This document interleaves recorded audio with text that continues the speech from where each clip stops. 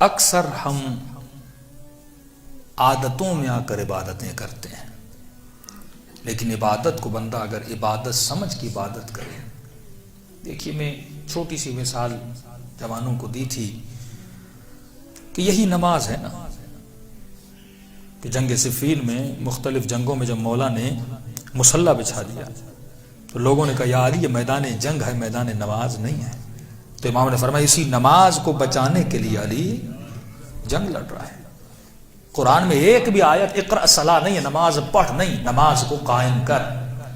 قیام الصلاۃ یعنی ہر حال میں نماز قائم ہو. اب اس بندے کا دل نماز میں لگتا کیوں نہیں؟ معصوم کیوں فرماتے ہیں کہ جب مجلسوں میں جاؤ تو یہ تصور کیا کرو کہ سید سجاد دروازے پر تیرے استقبال کے لیے کھڑا ہے. سنا ہے کہ نہیں سنا؟ جب روتے ہو تو ایسے سمجھو کہ حسین کی ماں فاطمہ تیرے سروں کے پیچھے کھڑی ہے، تیرے آنسوؤں کو جمع کر رہی ہے قیامت کے دن کے لیے. یہ معصوم کیوں تصور دیتے ہیں؟ کیونکہ انسان ظواہر پہ بڑا ایمان رکھتا ہے، جسے نہیں دیکھ رہا زبان سے تو اقرار کرتا ہے لیکن قلباً اس چیز کو مانتا نہیں ہے. گناہ کیوں کرتا ہے؟ کیونکہ اللہ نظر نہیں آ رہا. اللہ نظر نہیں آتا تو بندہ غافل ہو جاتا ہے اس اور اللہ کے حضور میں گناہ کرتا ہے کیونکہ اللہ کے حضور کو نہیں سمجھ رہا. اسی طرح نماز ہے. کیوں امام حسین کربلا کی آخری رات میں فرماتے ہیں عباس ایک رات کی مہلت مانگ. مولا آخری رات کیا کریں گے؟ بچی کے ساتھ بیٹھیں گے.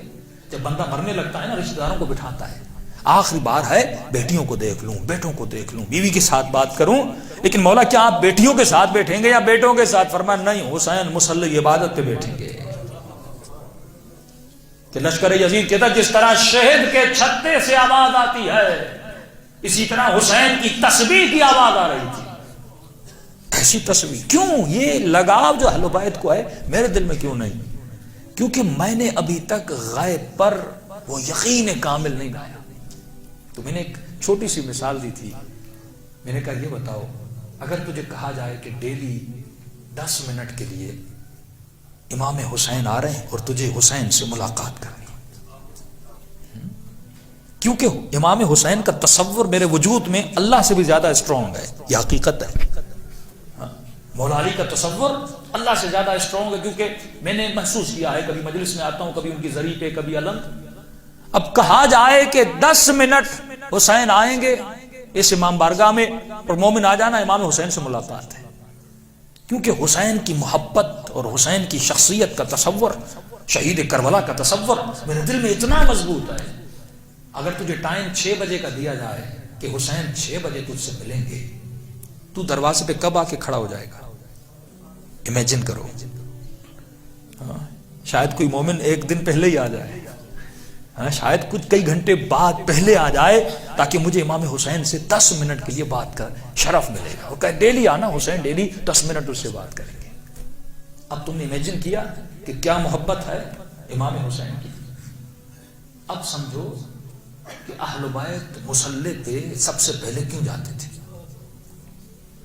اور جب حسین سے ملنے آؤ گے کیسے آؤ گے؟ نہا کر آؤ گے نا، خوشبو لگا کر آؤ گے نا، صاف ستھرے ہو کر آؤ گے نا. یہاں تک کہ مولا میرے ناخن بھی نہ دیکھ لیں، ناخنوں کو بھی کاٹ کے آؤ گے نا. باقی حسین دیکھیں تو دیکھیں یہ میرا شیعہ ہے، یہ میرے سامنے آیا ہے. اس حال میں آ کر امام حسین کے ساتھ بیٹھو گے. یہی حال تھا جب اہل بیت مصلی پر آتے تھے، اپنی ساری زینتوں کو مصلی پر لے کر آتے تھے، خوشبو لگاتے تھے، بہترین لباس پہنتے تھے اور بڑے سکون اور اطمینان سے مصلی پہ بیٹھتے تھے. کیوں؟ کیونکہ حسین کے لیے نماز ایک ایکسرسائز کا نام نہیں تھا. نماز صرف اٹھنے بیٹھنے اور سجدے کا نام نہیں تھا، نماز ملاقات خدا کا نام تھا. اس لذت کے ساتھ مصلی پہ، کیونکہ یقین تھا کہ میں مصلی پر اللہ سے باتیں کر رہا ہوں. یہ سورہ حمد جو زبان سے ادا کر رہا ہوں یہ کلمات میرے پروردگار عالم کے کلمات ہیں، لیکن میری نماز جسٹ ایکسرسائز ہے.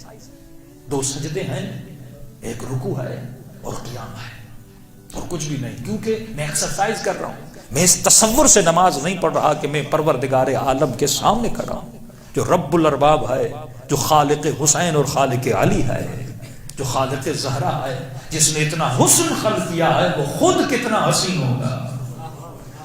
جس نے اتنے کریم بندے بنائے ہیں وہ خود کتنا کریم ہوگا. تو یہاں تصور کو بدلنے کی ضرورت ہے.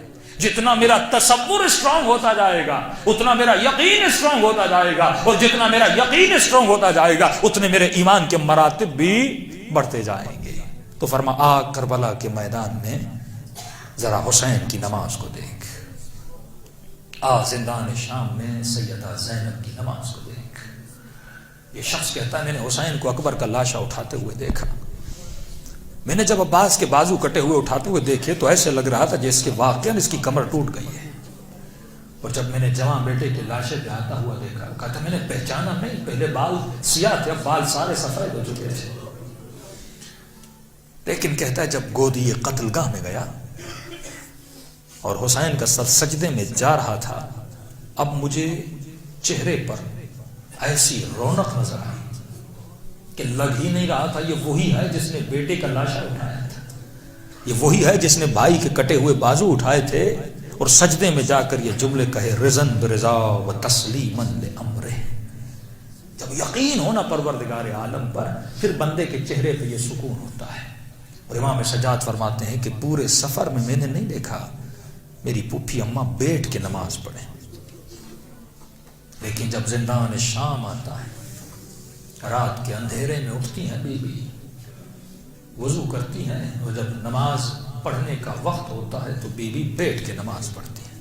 عالمہ غیر معلمہ, وہ بی بی جس کو فقہی مسائل کا اتنا پتا کہ جب مومن کو اتنی تکلیف ہو اسے کھڑا نہ ہوا جائے, جانتے ہیں آپ لوگ, تو پھر اجازت ہے کہ بندہ بیٹھ کے نماز پڑھے.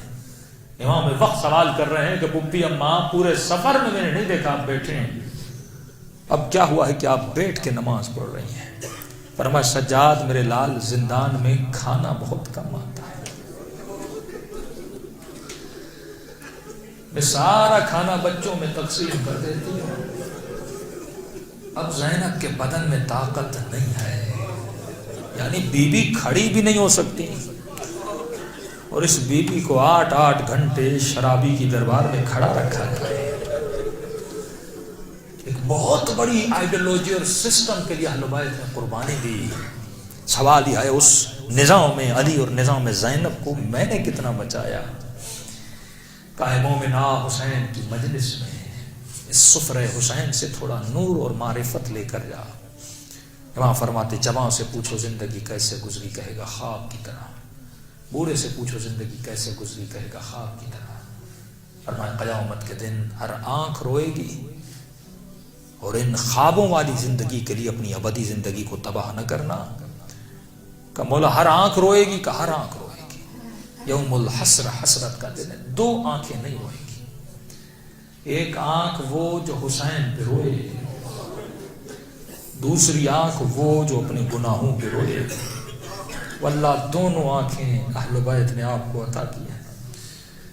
کہ اے مومن جب آنکھوں میں آنسو آئیں سب سے پہلے اپنے گناہوں پہ رویا کر, کیونکہ جب تک خود کو خالص نہیں بنائے گا تو نظام براءت میں داخل نہیں ہو سکتا. چوتھے امام فرماتے ہیں کثرت سے میرے بابا حسین کو سلام کرو. کہ مولا اتنی تاکید کیوں کرتے ہیں کہ حسین کو سلام کریں؟ فرمایا کیونکہ عاشورہ کے دن میرا بابا ترس گیا تھا کہ کوئی میرے بابا کو سلام کرے. تعجب سے کم مولا اتنے مسلمان تھے, مسلمان کے مسلمان کو سلام نہیں کرتا, کہا کرتا ہے, لیکن میرے بابا کو کسی نے مسلمان سمجھا نہیں تھا. کہ تیرے سلام سے میرے حسین کو ٹھنڈک مل